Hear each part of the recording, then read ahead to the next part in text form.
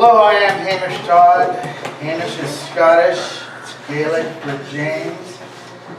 The Irish is Seamus. So this is a piece also written a while ago but may have legs. It's called Yellow Monsters. I watched the three yellow monsters. Two had enormous bucket-like heads, their blunt teeth in front of their gargantuan jaws. The third was taller and skinnier. Instead of a head, a giant talent-like claw was attached to its double-jointed arm.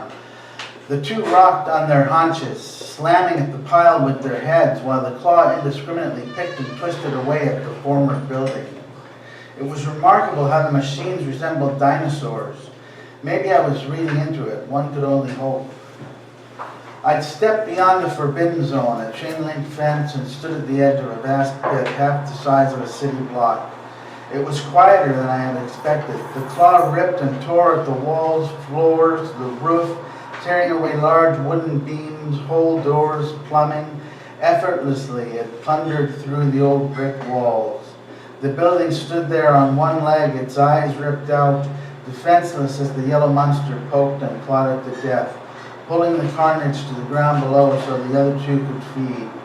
Furniture tumbled from had-been apartments like child's toys.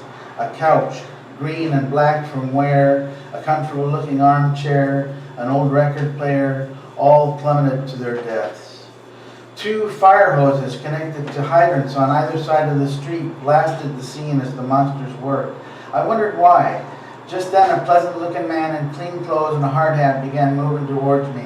He'd want me to please step outside of the fence. Yeah, I was just leaving. I was outside before he reached me. "What's the water for?" I called to him. "Keep the dust down," he said. "The air quality control people are really strict."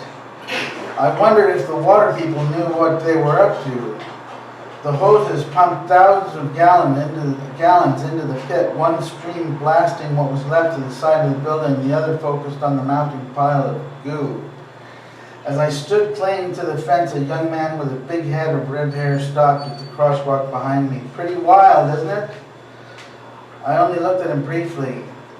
"Yeah, kind of sad." He stood and watched with me for a moment in silence. "It's amazing the energy they expend," he said. "Look at them rocking back and forth."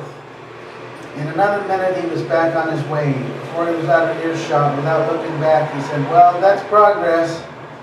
I almost chuckled. A bicycle stopped to talk to me. A young guy about my age, mid to late 20s. His face was red. "Crazy, huh?" he said. I turned to look at him. "Yeah. 3 days," he said. 3 days it's taken them. It's criminal, the wastefulness.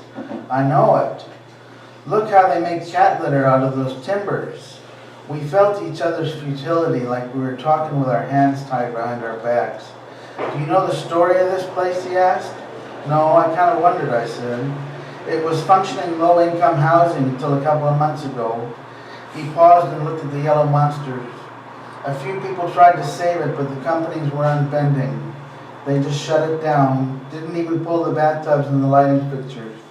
Nike Town's coming in. It's one of the last apartment buildings down here.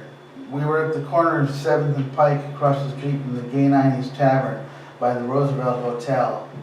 I wanted to ask him what was Nike Town, but I already knew the answer. I wanted to tell him to stop buying tennis shoes. I wanted to tell him I was sorry.